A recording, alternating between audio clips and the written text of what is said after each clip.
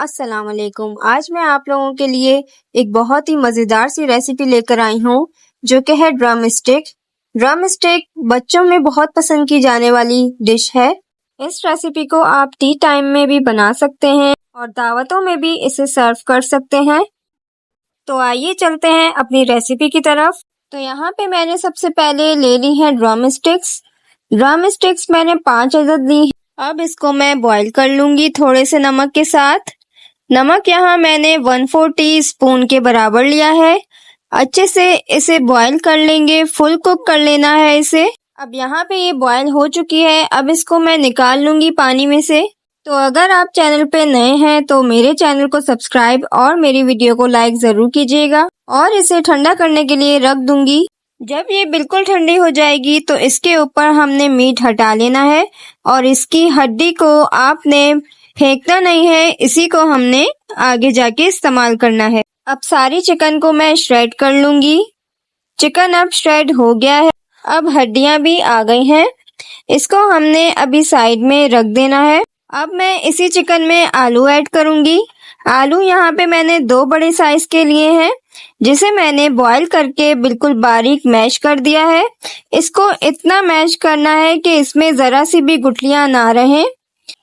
साथ ही मैं इसमें डालूंगी हरा धनिया, तकरीबन 3 टेबलस्पून के बराबर। अब इसके अंदर मैं half cup bread crumbs add करूंगी।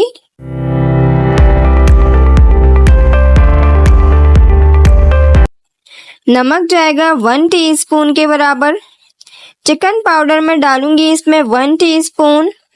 पिसी लाल मिर्च जाएगी हाफ टीस्पून।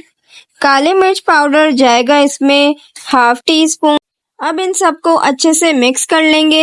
अगर आप और ज्यादा स्पाइसी खाना चाहते हैं तो आप इसमें हरी मिर्चें भी ऐड कर सकते हैं, ये आपकी मर्जी है।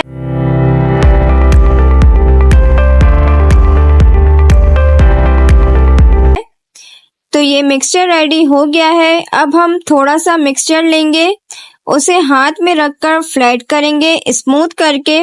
अब इसको हम कवर करेंगे हड्डी को बीच में रखकर। इस तरह से इसको कवर करते हुए इस तरह से शेप दे लेना है। बहुत ज्यादा मोटी नहीं बनानी है वरना फ्राई करने में मुश्किल होती है और ये निकल भी सकती है। अब ये रेडी हो गई हैं। अब इसी तरह से मैं सारी रेडी कर लूंगी। तो यहाँ पे मैंने सारी रेडी कर ली हैं। अब मैं इसकी कोटिंग करूंगी। तो कोटिंग के लिए हमें चाहिए ब्रेड क्रम्स और अंडे चाहिए। अंडे मैंने 2 अदद लिए हैं।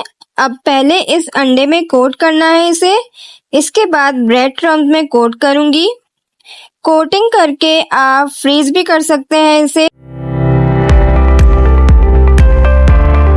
इसको आप 10 से 15 दिन के लिए फ्रीज कर सकते हैं। 15 दिन से ज्यादा नहीं करना है क्योंकि आलू को आप ज्यादा दिनों तक के लिए फ्रीज नहीं कर सकते, क्योंकि फिर आलू का टेस्ट चेंज हो जाता है। इसकी मैंने 2 बार कोटिंग की है। 2 बार कोटिंग करने से ये अच्छे से सील हो जाता है। अब यहाँ पे कोटिंग कंप्लीट हो गई है। अब ऑयल को फ्राई करने के लिए थोड़ा गरम करेंगे।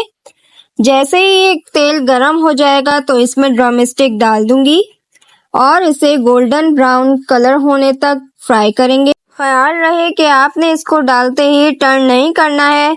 इसे डालकर तकरीबन 2 से 3 मिनट तक ऐसे ही छोड़ देना है। ये देखें कितना अच्छा कलर आ चुका है इसमें।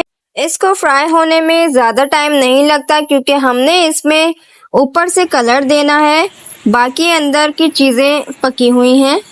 तो ड्रम स्टिक तैयार हो चुकी हैं। आपको ये आज की रेसिपी कैसी लगी मुझे कमेंट करके ज़रूर बताइएगा। अगली किसी रेसिपी तक के लिए अल्लाह हाफिज़।